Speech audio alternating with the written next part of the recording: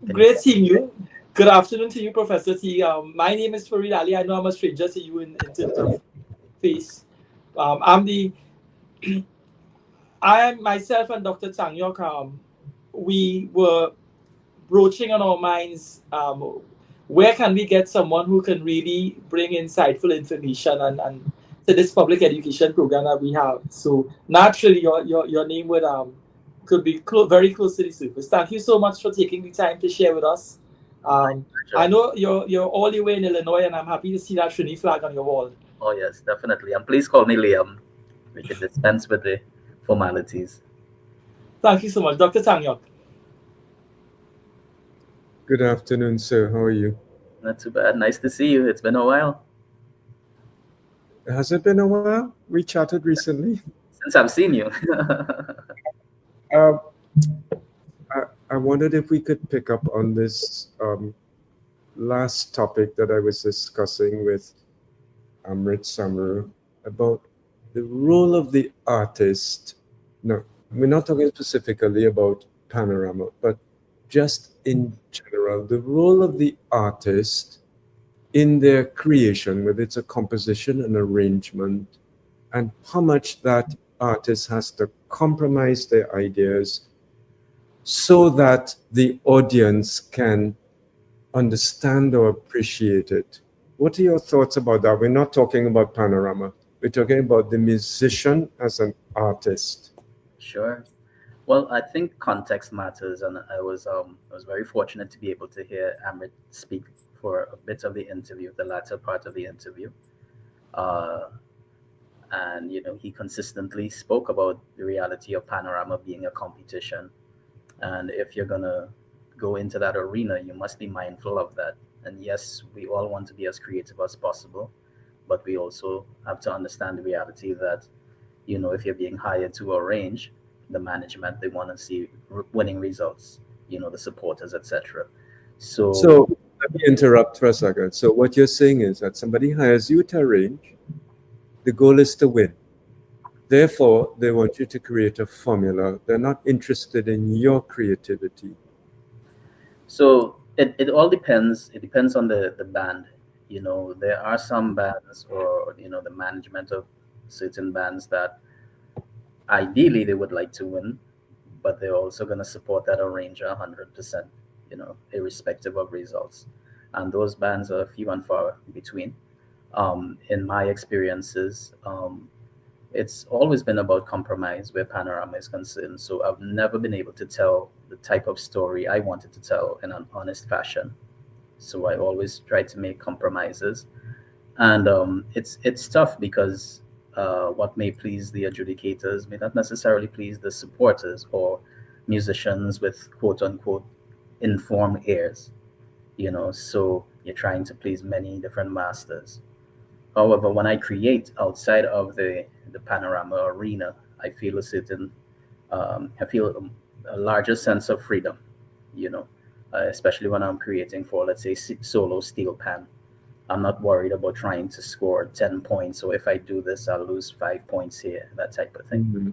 So as I Mhm. said, it's about telling your story in an honest fashion, and Right.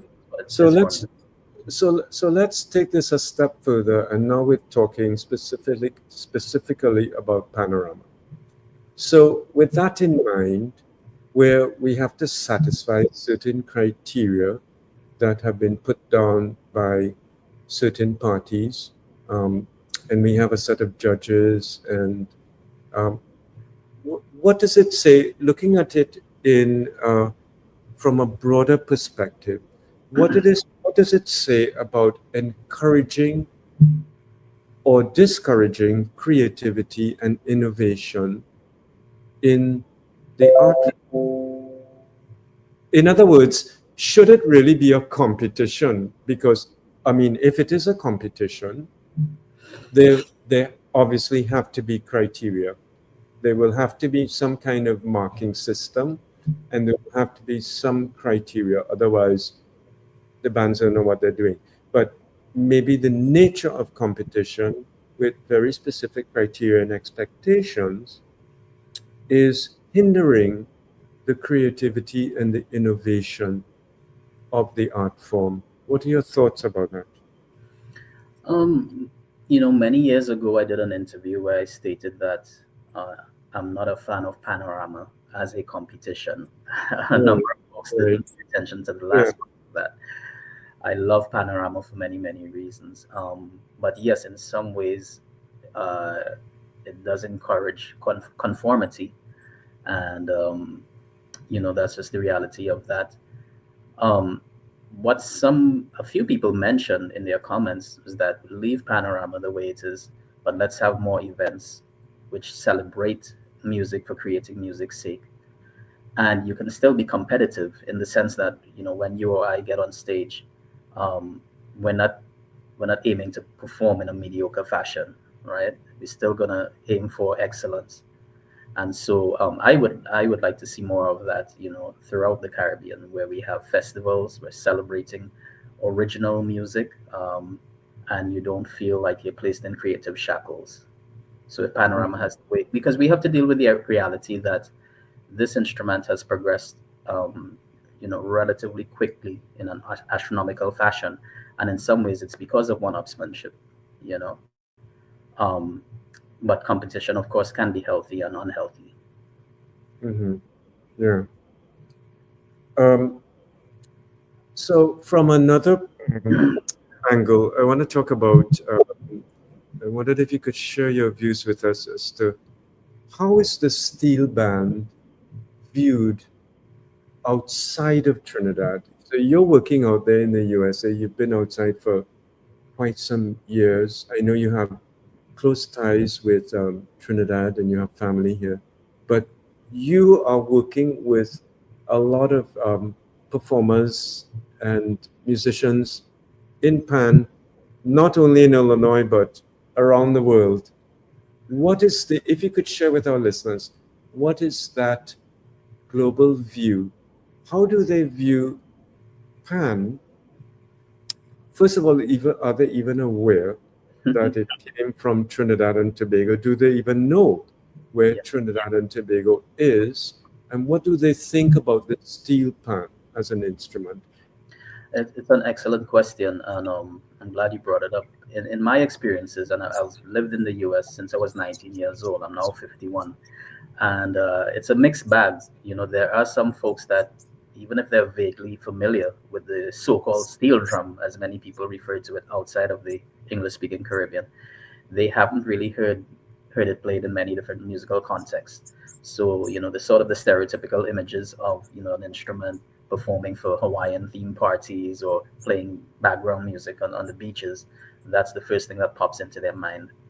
When I was If- younger, So, uh so just to clarify, so a steel band playing a Hawaiian theme party on a beach, even today in 2025, you think that stereotype still exists? most definitely, and Wow.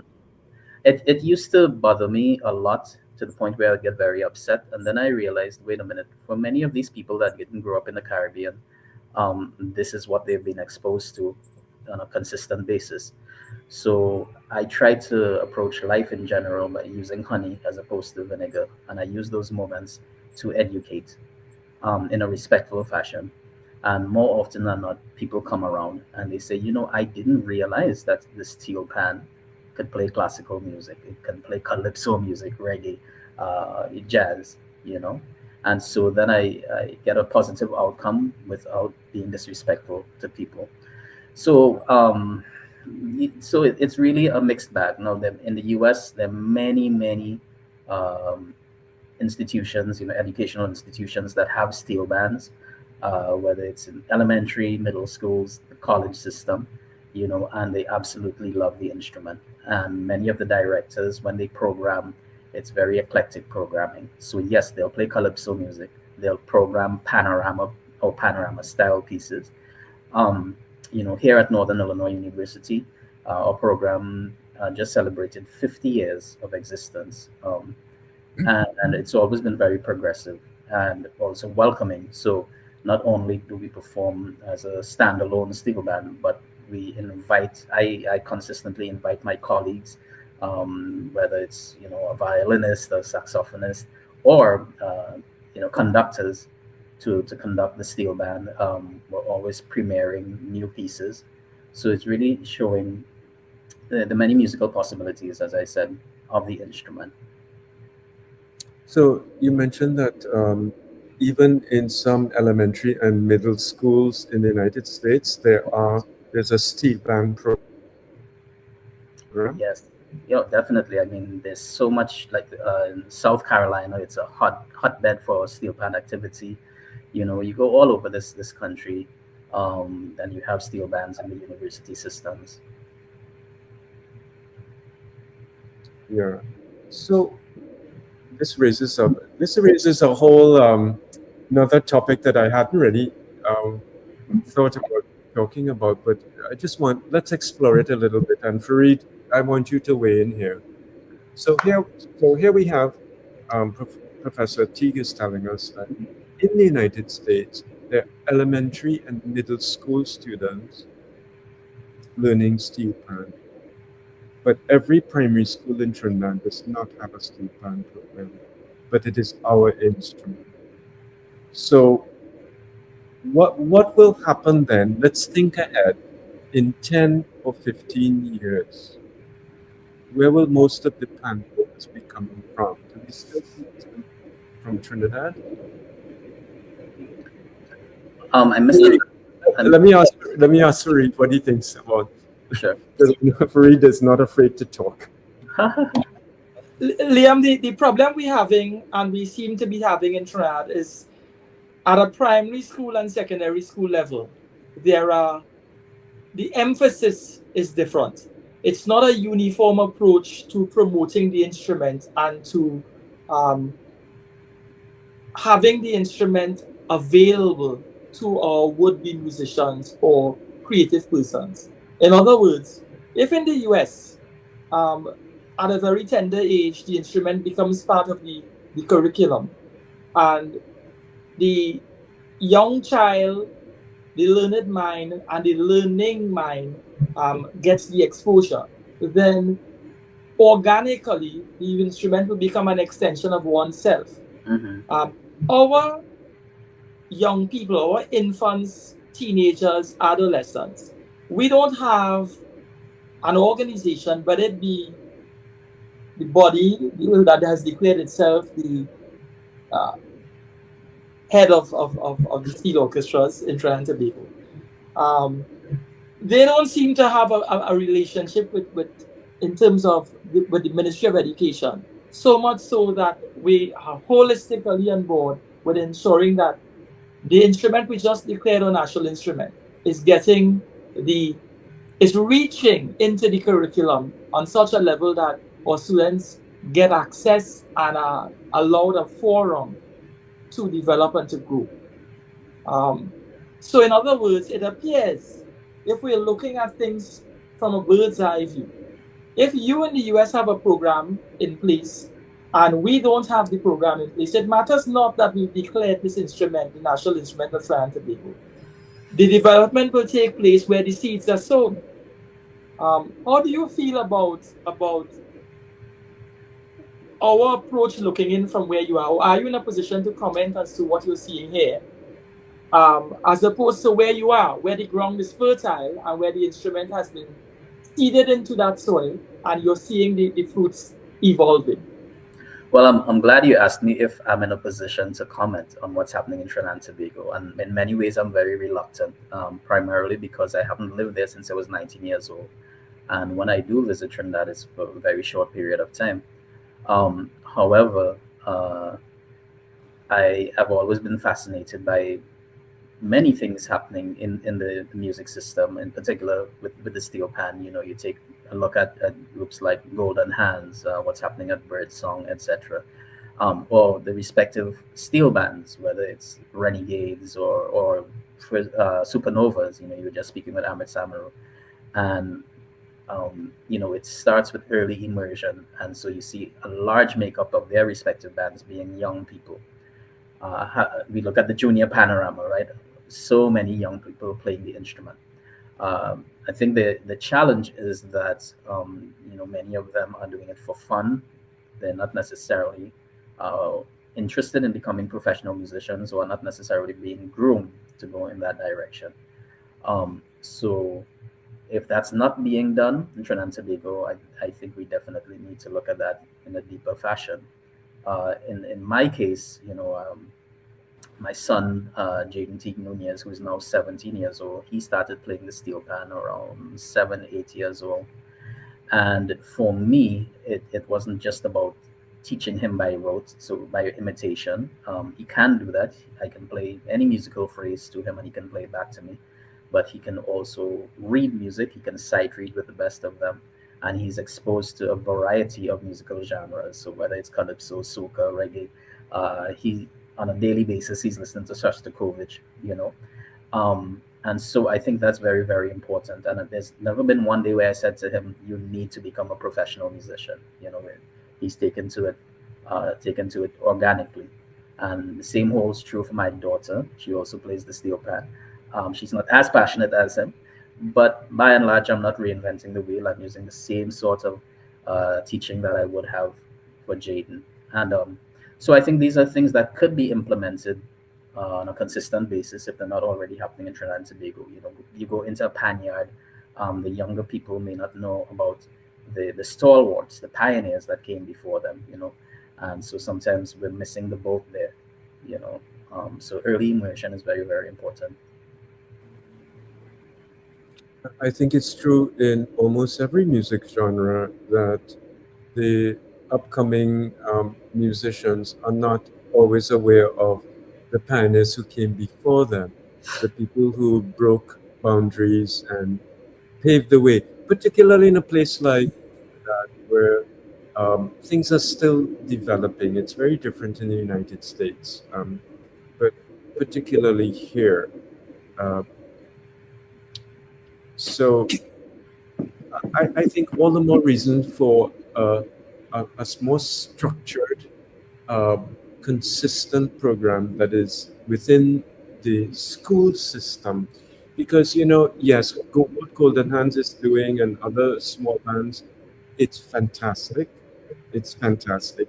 By the way, Golden Hands was co-winner in the category at the Panorama a couple of weeks ago.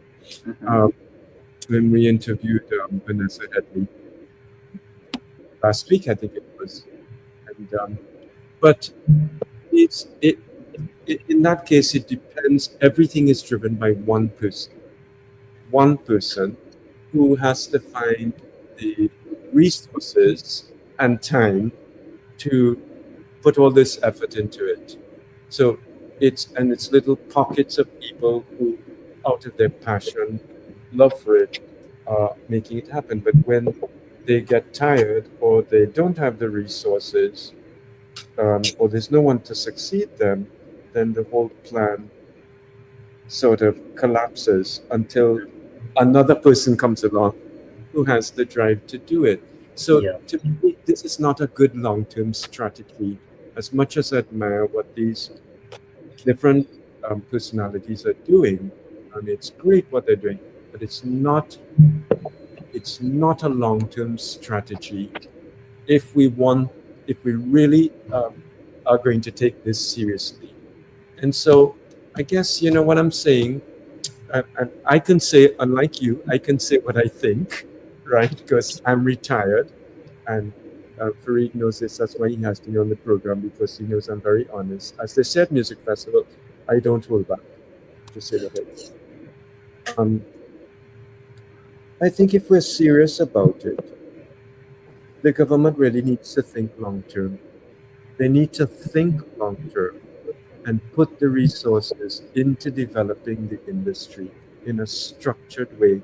Because right now, and we've interviewed a lot of band managers, arrangers, pianists, it just seems very fractured. A lot of people working in their own silo. They're all doing good work. Yeah.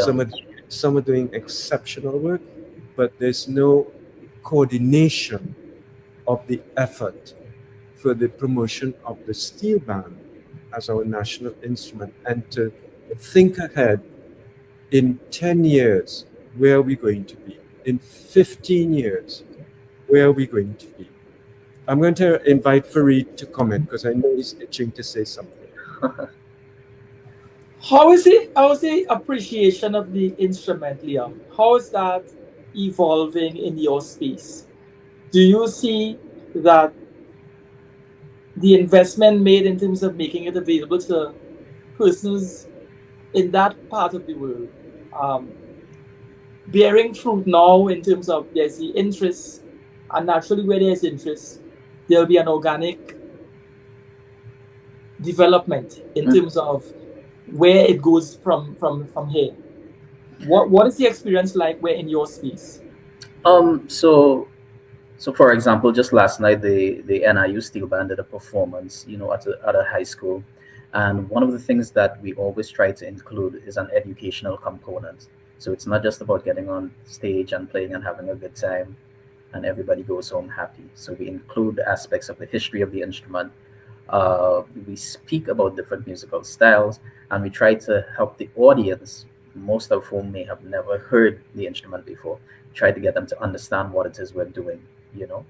And so I think generally people absolutely love the steel pan.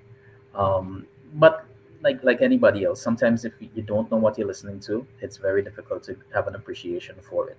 Just like if we're listening to a foreign language, it can sound sophisticated, but you may just actually be asking, where's the bathroom?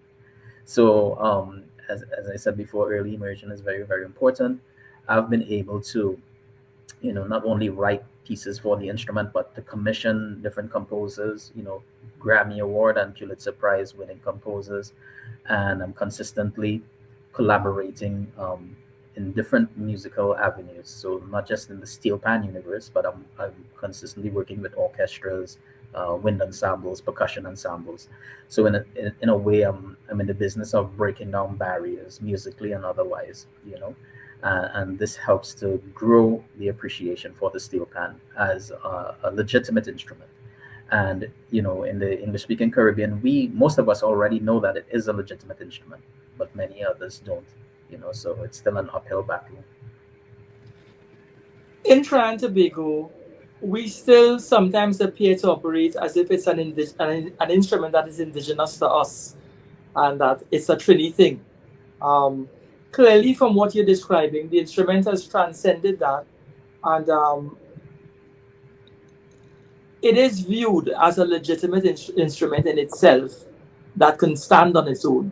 How, do you find it difficult that the musicians you work with and you interact with find it difficult? Do you find it difficult to, or are they finding it difficult to accept it as a genuine instrument that they can incorporate in the work that they do in their music?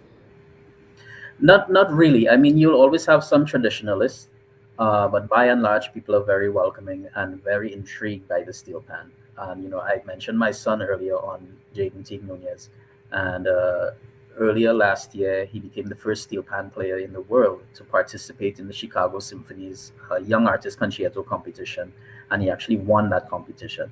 And so he, Amazing. Congratulations. thank you Amazing. very Thank you for much. sending me the clip. Sure. Wonderful. You know, And so so he's going to be playing with the Chicago Symphony in May. wow. And this is yet Wow. another opportunity, not just for him, but for the Steel Pan universe in Yeah. general, hopefully to Yeah. benefit from that. So I'm glad you mentioned it because it's interesting for our listeners here to know that a young pianist um, has played a concerto with the Chicago Symphony. Now, maybe people here are not aware of what that means. The Chicago Symphony is one of the top, orchestras in the world. Hmm. So this is no small achievement, not at all. It's remarkable. So I mean that alone speaks to Farid's question about how the instrument is viewed out Yeah. there internationally, and so that just adds fuel to my position, my argument that I think the government needs to get involved in this in a much bigger way than they're doing and put more resources behind it. Because, as somebody said to us, a guest on the program said to us, I can't remember if it was last week, Farid, or the week before, they said, well, Just now, somebody's going to be manufacturing pans and they will form a patent on it, and nobody will know that the pan originated in Trinidad. Somebody's just going to take over the industry. I don't know what truth there is to that because I'm not involved in um, pan manufacturing, but Mhm. I think this should be a concern to us, those who care about the development of the pan. And I hope we will get to speak to Miss Nubia Williams because I know she has a lot to say about this. Farid, The fact that the pan has not been standardized, do you think, Liam, that that puts a limitation on its acceptance beyond the shores of Trinidad and Tobago in the more developed countries? I'm, Is I'm, it imperative that we standardize? I think it is imperative that the instrument becomes standardized. As far as if it can be totally standardized in the very near future, I'm not sure if that's realistic. For example, the instrument that I play most consistently, the tenor pan, the layout of the notes is very different to the ones that's most commonly played, the fourths and fifth steel pan. So my instrument is laid out in intervals of thirds and fourths. That's just something I grew up playing. Some musical passages are actually easier to execute on my instrument than on the fourths and fifths, and vice versa. But the fourths and fifths is the most commonly played pan. So I just think that sometimes we tend to forget just how young this instrument is, and we need a coming together of like-minded figures, not just the players, but also the steel pan builders and tuners, scientists, and we leave our egos at the door and figure out what's actually best for the instrument as a whole, especially from an educational standpoint or from a professional standpoint. So, Dr. Tan, you can tell he can go anywhere in the world and not worry about is this piano going to be the keys are going to be located in a different position. That's never a concern. Whereas with the steel pan, even if it's even if it's in fourths and fifths, the notes can be slightly shifted enough to throw you off. So we need to have that element of standardization. Um, but I'm not quite sure if that's something that can happen in the very near future. this is where I think I'm glad you raised this point, Farid, and I'm happy to hear Professor Teague's take on it, because I firmly believe as well, if the industry is to move forward at a rapid pace, standardization has to happen. It's holding us back. That's my opinion. It's holding us back. Yes, it will be a compromise, as you just outlined. Certain tenor pans in tuned in fourths and fifths, and others in thirds and fourths. Some tenor pans don't have a low C. But to me, this is a handicap. And I equate it to the, um, the system of tuning. Um, Equal temperament only came about on the piano in the 17th century, but that's hundreds of years ago because musicians in Europe realized that, okay, for this instrument to play equally acceptable in all keys, we're going to have to compromise the tuning, right? So to break it down into simple terms for our listeners, um, in the Baroque era, 17th century music, um, because of the strings to which the violin was tuned, certain pieces would sound better in D major or G major. But if you were playing in E flat major, it wouldn't sound so good. So they'd have to retune the strings if you had a piece in E flat major. And then they came up with this system of tuning in equal temperament where the octave is divided equally into 12 semitones. They're exactly the same distance apart. So the benefit of it is that now the instrument can play reasonably well in any key, any major or minor key. But if we were to listen to it in one particular key and to analyze it with a computer, you will hear that the fifths on the piano are a little bit too, they're too wide, and the major thirds on the piano are a little bit too narrow. This is when we rehearse choir. We always try to get away from the piano because the choir learns the tuning from the keyboard, but when the choir sings, it doesn't tune in equal temperament. This is a property of physics.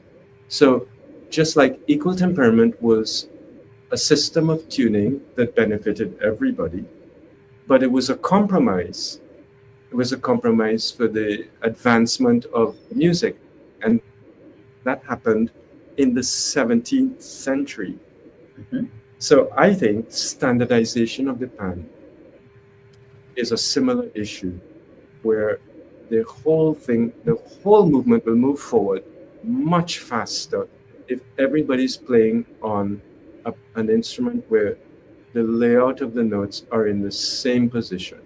Now, maybe you want to explain that, if you're playing on a tenor pan, most tenor pan players will take their instrument wherever they go. They travel to New York, to Uh-huh. London, to Tokyo. They're taking their instrument with them.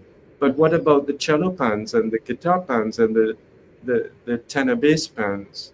You know, they may not have the means to take their pans with them.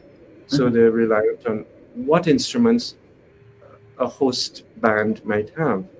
And if those notes are not in the same position, they will have to relearn it when they get there. Yeah. Yeah. So I think, I believe most people would be in agreement that standardization needs to take place, and I agree it will be a compromise at some level. When that compromise takes place, that's the $1 million question.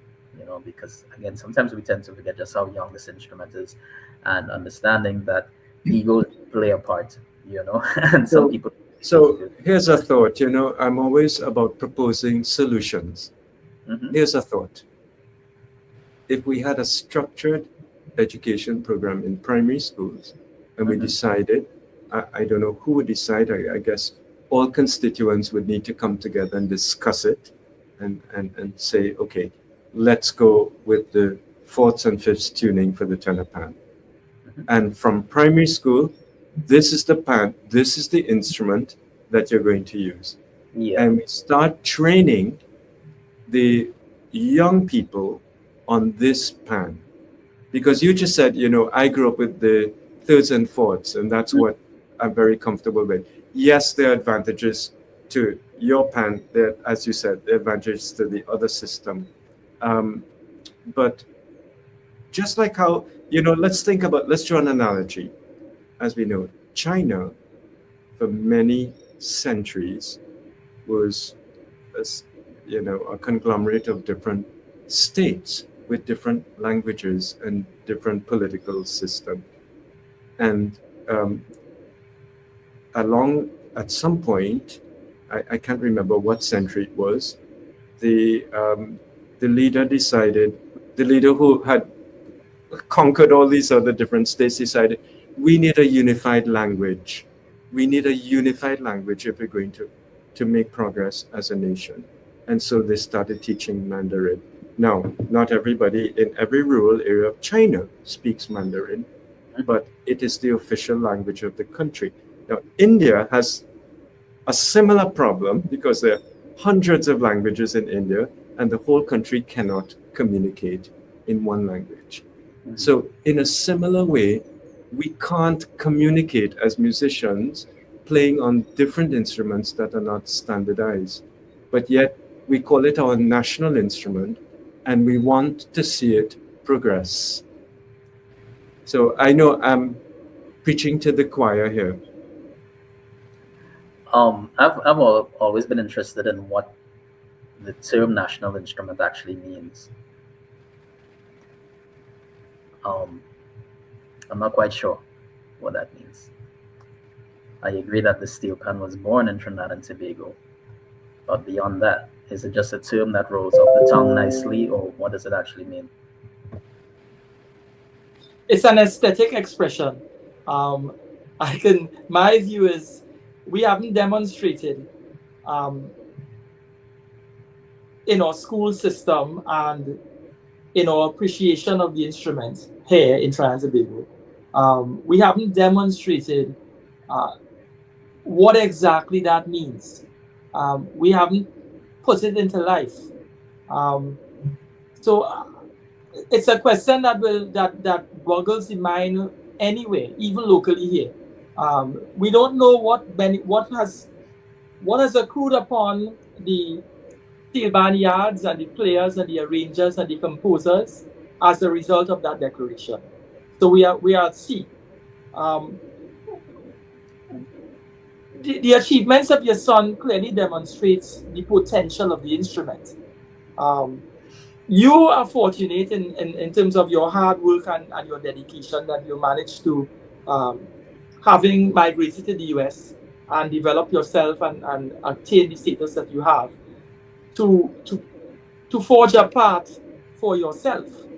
And that's dint of your hard work. Um, I'm not sure if similar individuals or people with similar ambitions, or whether there is ground here that allows for that sort of development with all our young people who are involved in PAN. In other words, we just had the 2025 Youth Panorama uh, competition, and we would have seen so many players on and their performance on display. But Mhm. how many of them would be the next Liam Teague? And how many of them would be able to take this opportunity to move forward in terms of whether we have the infrastructure in place in Trinidad and Tobago to develop those players and take them to the next point, and they being able to become part of the landscape in terms of administration in 15 to 20 years, and therefore we see development. I know I get emotional when I say this, but my analogy, Liam, is simply this: we dominated cricket in the West Indies here and internationally from 1975 all the way to 1990, undefeated. Mhm. But the rest of the world sat and studied us. We did that on pure talent. We produced fast bowlers, we produced international cricketers purely on the dint of God given talent. But what the rest of the world did is they realized where we're lacking in talent, we will make up for in infrastructure. And then they developed mechanically players who could mimic what we could do. I'm not discounting and saying that they didn't have the talent, but they worked with what they have. Now, that is where my analogy ends.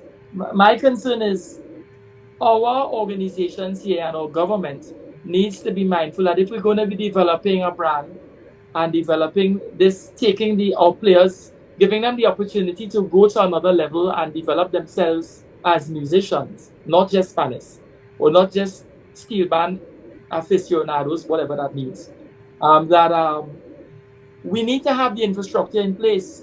And that is building for the next 10 to 15 to 20 to 30 years, building on generations moving forward. Otherwise, another three persons like ourselves will be having this discussion in 20 years and we realize nothing has changed.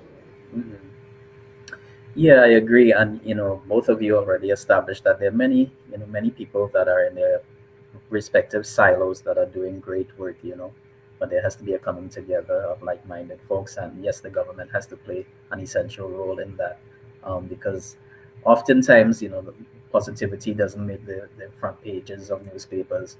And I know so many people in Trinidad and Tobago that are doing great work right there at the University of Trinidad and Tobago. Some of my former students, Dr. Mia Gorman, Benjamin, Sion Gomez, we have people like Akua Leith, and then the University of the University of the West Indies, Satan Sharman, Dr. Janine Remy, and the aforementioned Vanessa Headley, and her recently deceased mom, Franca.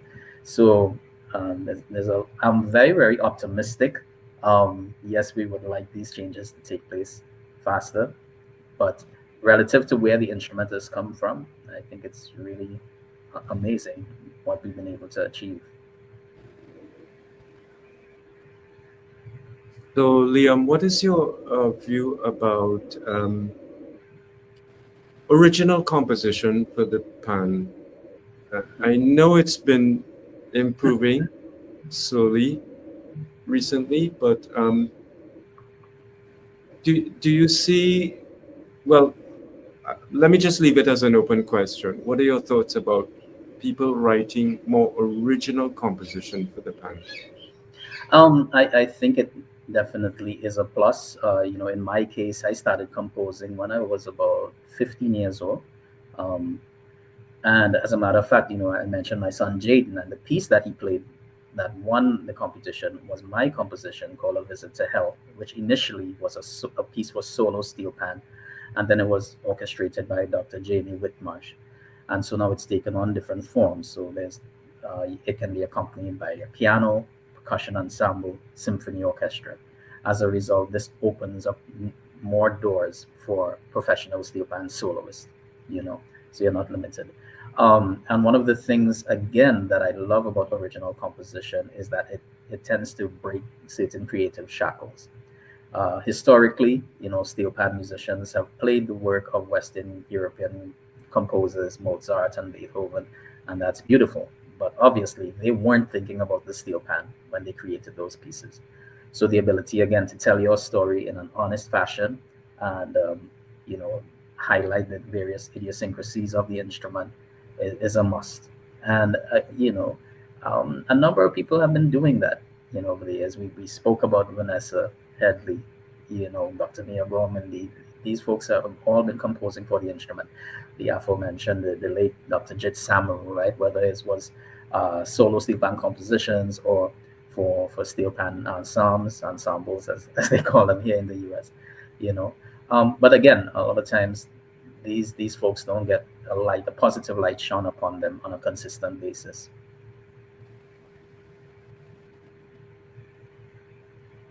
And so, You you go can go ahead. ahead, Doctor. No, you go ahead. Do you fear that um, we sacrifice the art of and the craft of what the arranger composer does here for the benefit of the accolade of winning a competition? Are you able to rephrase that question? I'm All not right. quite. Very often, I'm avoiding making panorama references, but very Oh, often we hear adjudicators of music have a view, and then they give pointers to the orchestra, mm-hmm. or they give their view, and as the competition unfolds or unfolds, um, the bands have to make a decision whether they want to stay true to what their artistic expression, meaning what the arranger and composer has in his head, Yeah. or whether he has to gel his music to suit the comments. So therefore, we have somebody like Bugsy Sharp. Dr. Sharp would say that if we listen to the comments, we tweak the music and we play what the judges want to hear, as opposed to staying true to what we want to our art in terms of what I as a arranger have in my head. Mm-hmm. Do you feel that um, in our desire to stay true to competition, artistic expression is stifled in our approach? Yeah, most definitely. And I think I started off the interview pointing that out, and I listened to as Amrit Samaru speaking. And yes, it's a constant game of compromise, and it's not necessarily something that's healthy, you know. Just constantly rewarding conformity that can not really, never really be a healthy thing.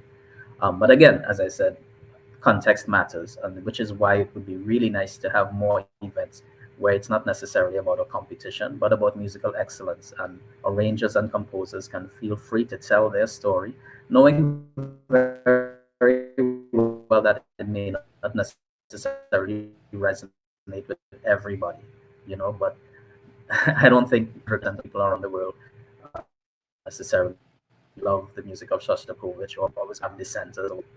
But you have to be able to tell your truth and constantly be worried about, well, I didn't modulate to this specific key, or I didn't necessarily have a transition, or the introduction didn't reflect fragments of the melody, when in fact that's not what I wanted to do with my music. When you're constantly worried about that, I don't think that's a healthy thing.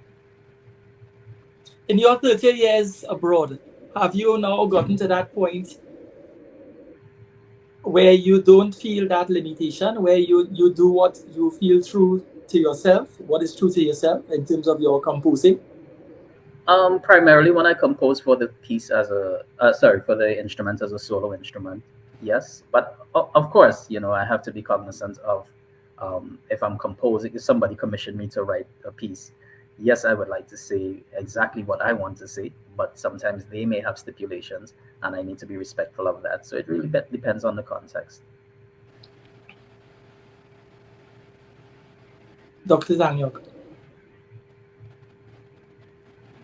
So, if you were speaking to a young pianist here in Trinidad and Tobago Hmm.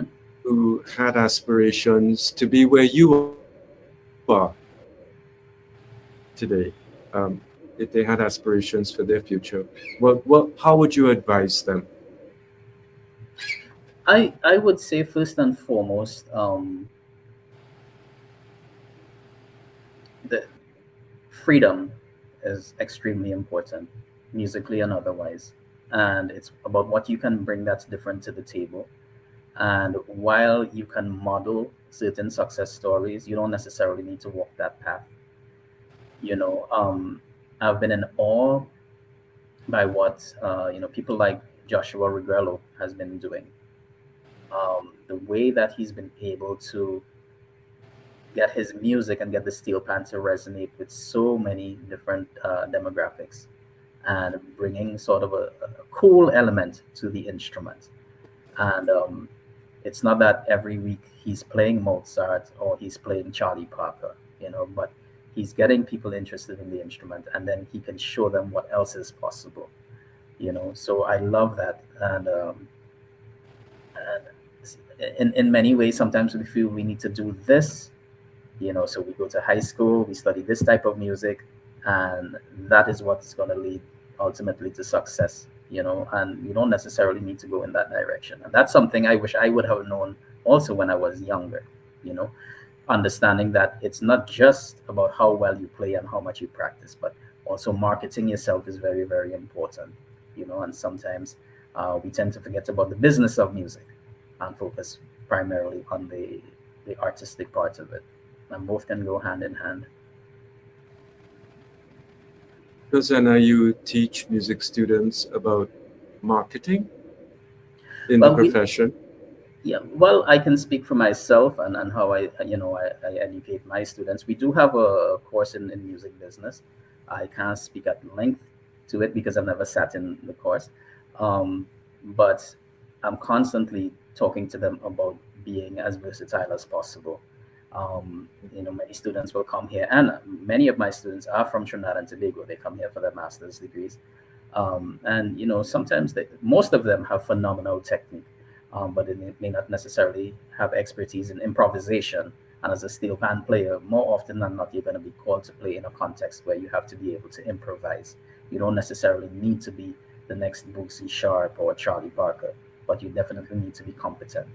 So my approach to teaching is very holistic. So they'll learn how to improvise, they develop their sight reading skills, and I'm trying to make them prepared for almost any given musical situation that they're called upon. And so I think this is part of the business of music. you know. I'm so happy to hear you say that because I also believe in the conducting world. Um, the more versatile you are, the more adept you are at jumping into a Mhm. particular situation and being able to handle it, whether you're conducting a musical, you're conducting an opera, you're conducting a choir, you're conducting an orchestra, you're conducting a wind ensemble. Um, the more um, versatile you are, the more you'll meet with success in today's music world. Mhm. It's very different from it was from the way it was, I would say, 20 years ago. 20 years ago, it was. That's not to say that people can't specialize, and certainly if you're going in to teach higher education, uh, universities are still looking for very specialized skills. But as a profession in conducting, I think the more versatile you are, the the more chance you have at making a career for yourself. So Definitely. it's interesting to hear you talk about that. Yeah, and I think we don't have to reinvent the wheel. I'm not sure if you've had Professor A.T. and Charles on your show as yet. If not, I strongly recommend getting him on. For me, he is one of the most, he's right now, he's one of the most successful musicians in the world. And and any given week, he'll be playing with some of the, you know, greatest stalwarts in the world of jazz, or he'll be performing with Marshall Montano or Kes, the band, or he'll be playing classical music. He studied at the Juilliard School of Music, you know, and he's from Trinidad and Tobago. He also plays steel pan. He was with Phase Two. He's a percussionist and an excellent businessman. He understands social media. His social media presence is extremely strong. So, for up and coming steel pan musicians or musicians in general, I think he's an excellent person to model. Great. We'll have to get in touch with him and try to get him on the program. Mhm. Farid? Dr. Holman, Ray Holman had said in the past when I asked him about, we view the instrument as a Trini thing. I asked him, um, when you hear foreign nationals and international musicians perform the instrument, um, whether they can ever play it in the way that a Trini can. That we have this hubris as Trinidadians that the pan is a Trini thing and nobody could play it like us. He said quite frankly he doesn't share that view. Um, he's of the view that once you work hard and you work with the instrument and you work on a piece, that you can play it just as well or even better, or play it at the same standard as any Trinidadian who is proficient with the instrument. Do you think the proficiency in terms of execution on the pan is something that is acquired with time, or do you think as a Trinidadian there's a competitive edge that you have? I think it's an instrument like any other, and just like language, if you spend enough time with it, you can definitely become fluent and be as successful as possible. I think about somebody like I'm not sure if you're familiar with this gentleman, Jonathan Scales. He's been doing world tours for several years now, and steel pan is his primary instrument. This is an instrument he fell in love with in college, and he's based in New York, and he's traveling the world on a consistent basis with his band. It's called the Jonathan Scales Orchestra, and he's been making magic with this instrument. At the same time, you would be hard pressed to find anybody in the steel pan universe that's playing the type of music, and most of the pieces that he does are his compositions. They're very, very original, you know. And he's supreme steel pan virtuoso. So yes, it's an instrument like any other. Again, like language, I can teach a non-Trini some Trini phrases, but unless they spend enough time practicing those phrases, the inflection will never be convincing, you know. And so, coming from the perspective of Dr. Hallman, who spent many, many years living in the U.S. and performing, with university steel bands and teaching university steel bands, I think he's well equipped, and I agree with him. And this is one of the reasons why I asked what exactly the term national instrument means. Because yes, sometimes we call Trinidad and Tobago the mecca of the steel pan, and again, sometimes I'm a bit confused by that term. What exactly does it mean? Do we indeed have the best players and the best composers for the instrument? Yes, well, you'll find some people saying that, some people having differing views. So, So, Professor T, can you just share with our listeners what is your typical day like during the academic year? Like, what did you do today before you came to us for this yeah, interview? thank you for asking that. So my day starts at 4:30 a.m. Um, and a typical day at NIU, I'm teaching what's referred to as applied lessons, so one-on-one lessons. And our steel pan majors come from all over the world, but primarily from Trinidad and Tobago. Most of them come here to work on their master's degrees in music with a steel pan emphasis. And I'm also directing the NIU Steel Band. So we meet from Mondays through Thursdays from 1 to 1:50 p.m., and especially in the spring semester, this semester, it's when we do most of our concertizing. So often on-campus concerts. And then I'm busy trying to busy with my solo career because I'm still performing frequently. And then of course I have two young children, Jaden, who is 17 years old, and Jada, who is 12. So, and of course, his family life in general. So there's never a dull day. I'm never bored. Great. When we And when I look at Clive Bradley said years ago that he his background in piano assisted him in terms of being a better arranger for the steel pan. Are you of the view that persons who can read music and do they have a competitive edge? I'm asking the question in reverse now. Do they have a competitive edge in terms of when they involve themselves with the instrument? It makes them a better composer, a better arranger. Not necessarily. And the last part of your question was, people who can read music, and some people get that confused. They equate the ability to read music with being a better musician. Being able to read music simply means that you're able to follow a prescribed set of rules. There are many musicians who can read music that don't actually understand what they're doing harmonically, rhythmically, etc. In the case of Clive Bradley, even though he wasn't necessarily a steel pan player, he was a wonderful composer, irrespective of musical style. Um, but then you take somebody like Len Bogsy Sharp, who doesn't read a note of music, but he's an absolute musical genius, you know. But he understands music theory. He just can't write it down. He can't read it, you know. And so, over the years, what I've tried to do with my teaching here is to celebrate our own. So yes, we'll look at Mozart, we'll look at Beethoven and Stravinsky and Charlie Parker, but we'll also celebrate the music of Dr. Hallman and Dr. Len Bogsy Sharp, etc. You know, so or we're looking at the classical world, somebody like Tchaikovsky, who has one of the greatest violin concertos. He wasn't. I'm not sure if he was a violinist himself, but even if he was, I don't know. Think he was noted as a virtuoso violinist. But he was just an excellent, excellent composer. So it really comes down to you and your creative ability. now talk about a composer who compromised for the masses, Tchaikovsky. I'm sure that, well, I'm not sure, but I would imagine if Tchaikovsky did not have to pander to public taste, we would have gotten different compositions from him. That's just my opinion. Um, Everybody loves Tchaikovsky because, you think of Tchaikovsky's beautiful melody, you know, beautiful orchestration. But I wonder, and at the opposite end of that scale, of that spectrum, somebody like Gustav Mahler, who was not so compromising. This is what he felt as an artist, and this is what he's going to write down, whether it meant that people liked it or not.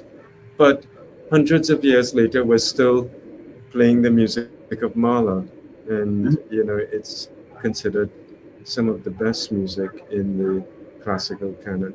So that's just to bring our conversation full circle, where we started about what is the role of the artist and the creator, and are they putting something out that reflects what they want, or are they writing something to appease the listener or some other entity?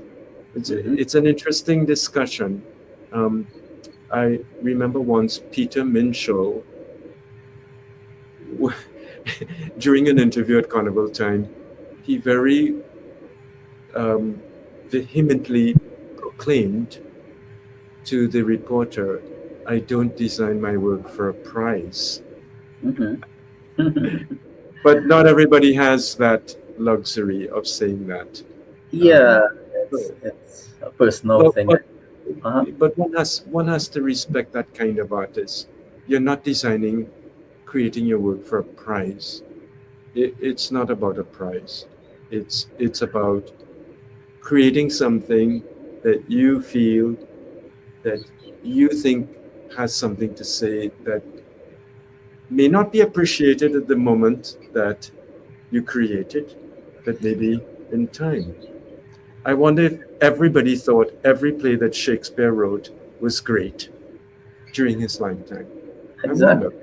And we have to I deal with the realities of life, right? Like when you have to put food on the table, and you have young Yes, people on yes. you. Well, so that's okay. So that's a different matter. That's about the economics Uh-huh. That's about the economics of being an artist. And But sometimes that dictates what you create. yes, Do you and look see? how Do you long. see? Do you see value? Do you stay on the pulse of the music that is in our space, the steel pan music that is in our space now? And do you use it as a teaching tool where you are in Illinois? I do. Not just the steel pan music, but whether it's calypso or chutney. So, for example, just today, we were listening to Cocoa Tea, Kes piece, on a one-on-one lesson. And what I did was to break down what was happening harmonically in that piece. It's essentially four chords, but a lot of my students don't necessarily think in those terms. And rather than finding a piece that's not from the Caribbean, I decided to use this piece that's very popular right now, help the students to understand what's happening harmonically and how that can inform their own creativity. So perhaps you can use the same chord progression and superimpose, excuse me, a brand new melody over that, or this is how you can improvise over this given set of chord changes. So I try to find value in almost anything.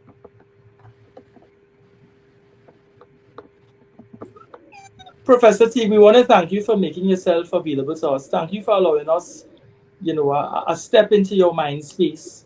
And we are proud of your achievements out there. Not that you need that sort of um, support from us, but It thank you means a for lot. being you. Thank you, and thanks to both of you for having this program. And I'd love to be back, in the future. We need more programs like this, because often people see the end result but not the process. So it's nice for them to understand what happens behind the scenes.